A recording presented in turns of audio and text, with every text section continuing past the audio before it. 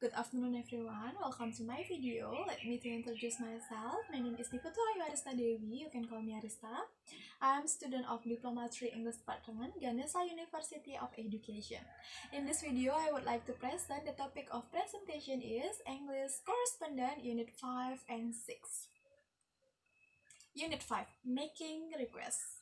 Number 1, decide whether it might be better just to make one request rather than several. If you have only one request in your email, the recipients will have fewer options. He or she will either ignore your email or will reply with a response to your request. The fewer options you give your recipients, the more likely you will achieve what you want. Number 2, lay out your request clearly and give recipient all the information they need to carry out the request.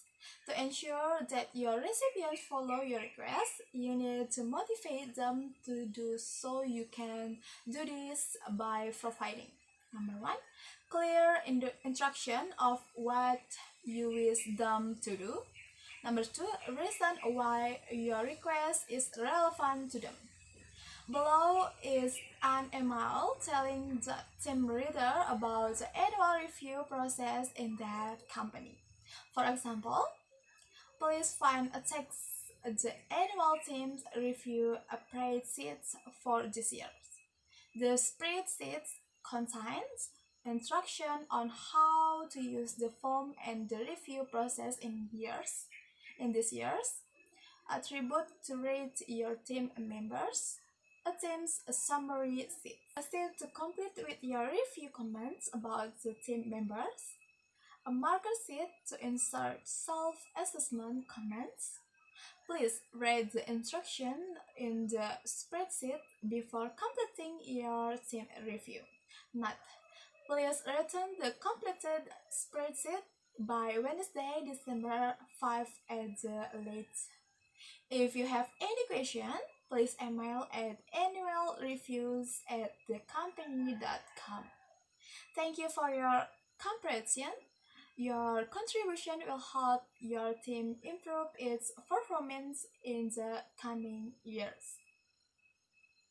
In the above email note, the clear structure and layout include the use of bold, the clear instruction, the use of bold to highlight the importance of the one particular instruction, the provision of a contact address for queries, and the final line, which is designed to thank the recipients and help them understand the importance of completing the text. Number 3, avoid block of text and don't force your reader to make sense of everything. In the case the sender is requesting some product information, however, she is seriously jeopardizing the chance of receiving an answer. In fact, she has written one long block of text containing a considerable amount of information that is of little or no interest to the recipient. The recipient only need to know the exact detail of the sender's request. Number 4, making all of requests 100% clear. If you ask multiple questions within the same email, you need to lay out and structure your email very carefully. If you don't do this, you are unlikely to get answer to all your questions. But probably only those questions that your recipients can see the most quickly or which require the least efforts on their part. So make your request absolutely clear. To ensure that all your requests get answered, it is generally best to number them and keep them as short as possible. When writing requests and instructions, particularly to multiple recipients, you also need to make it 100% who is expected to carry out which text. For example, what should the recipients understand from the following? The use of bold is mine. Clients are not happy about this, so it is possible that the test will to be repeated again. Or clients are not happy about this, so it is necessary to repeat the test again. Or clients are not happy about this, so the test need to be repeated again. It would be much better to write clients are not happy about this. So if you don't mind, I think you need to repeat the test again. Or so I'm afraid you will have to repeat the test again. Number 5. For multiple requests, include a mini summary at the end of the email. Many recipients only read email once. This means that by the end of the email, they might have already forgotten any requests that were made at the beginning of the email. Thus, they might respond to only the requests that they remember or simply the ones that are easiest for them to deal with. This happens even if you have used bold and use a lot of white space or to include a clear division between your requests. The technique are present each request with a number, request 1, request 2, and etc. And put the word request in capital letters so it clearly stand out. Number 2, provide a summary of all the requests at the end. Put the word summary in bold.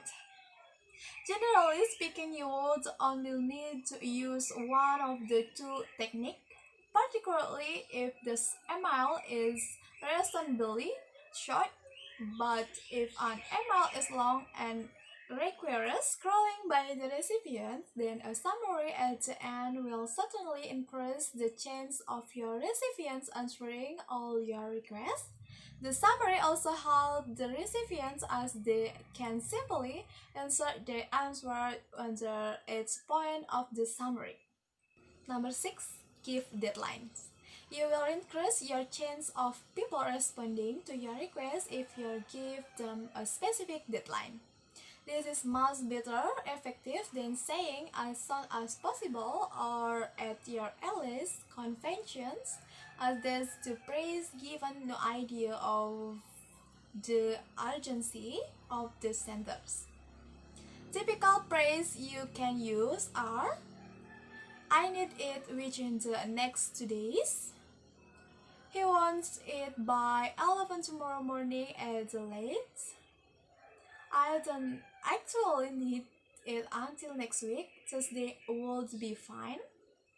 I need it sometime before the end of next week.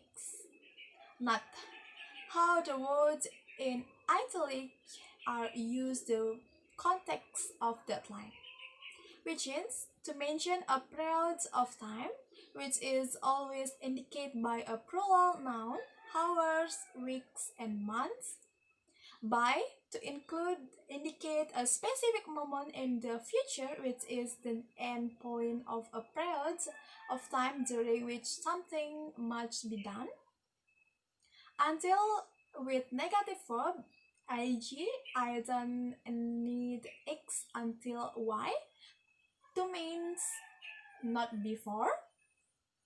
Before the same as by, but by can also mean at, whereas before can only mean at any point during a period of time. If you are the receiver of a deadline, or if you simply wish to establish your own deadline, then you can use similar phrase. For example, if someone writes to you saying, could you rephrase the section as soon as possible, you can say, I should be able to give the revision back to you by the end of this month or within the next 10 days.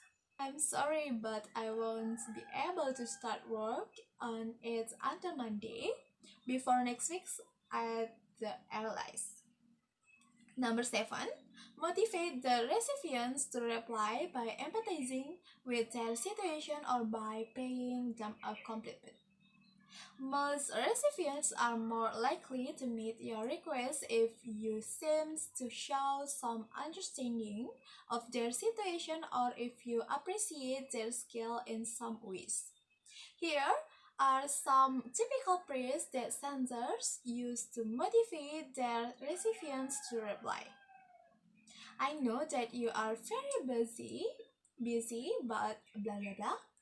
Sorry to bother you, but blah blah blah. If you heard that you have amounts of work at the moment, but blah blah blah. Any feedback you might have will be very much appreciated. I have an urgent problem that requires your expertise.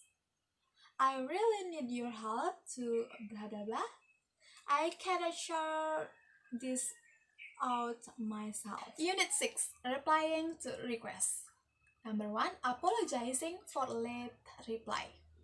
Typical excuse for not replying properly are: sorry, but for some reason my system thought your email was spam. Sorry, I was confirmed I had already replied. Sorry, but I have been out of the office all week. If you don't feel it is necessary to have any excuse, you can say, I apologize for not getting back to you sooner. Avoid giving an excuse that is likely to irritate the recipient or make your seems inefficient, such as the following. I apologize greatly for the deadline. I have had a week's away skiing and did not put my out of office reply on. I did ask my college to keep an eye on all incoming emails, so I am sorry nobody got back to you. When you are late in replying, you can apologize both at the beginning and the end of the email. Please accept my apologies. I was confident that I had replied to you. You best bet to get info on this is to ask Yuki directly. He is the London office. Thanks and once again sorry for not getting back to you straight away. If possible, state what are you doing to resolve the situation that the sender has informed you about. My currently apologize. I'm still in the process of trying to find the information for you. I'm getting annoyingly very sorry about the deadline on this, Robert. I will get the document to you as soon as I possibly can. Number 2, consider inserting your answer within the body of the sender's email. There are basically two ways of replying to an email. Write your reply under the sender's text or insert your replies within the sender's text. Number 3, insert friendly comments within the body of the sender's text. You can use the same technique as illustrated in version 2 to insert friendly remarks within the body of an email you have received. The email below is from the choice persons who organize the seminars for you. Have you inserted your comment within the her email? Hi Paulo, I hope you had a good trip back to Pisa. Unfortunately, there was a 3 hours delay due to fog. But anyway, I got home safely. I just want to say that it was good to meet you last week. I thought the demos went very well. Thank you. Yes, I was very pleased by the way they went to. Say hello to Luigi. I will do. And please send my regards to Lenka Blazkova. Thank you once again for organizing everything, and I hope see you again in the not too distant future. Best regard, Hanka. Number 4, saying thanks or saying thank you. When someone has done something for your via email, should you say thank you? Receiving an email that only says thank you can be quite annoying as it forces you to open and read an email with no real information. However, if you have received a file from someone and you write back thank you, this is a way to acknowledge repeat receipt of a sender's file.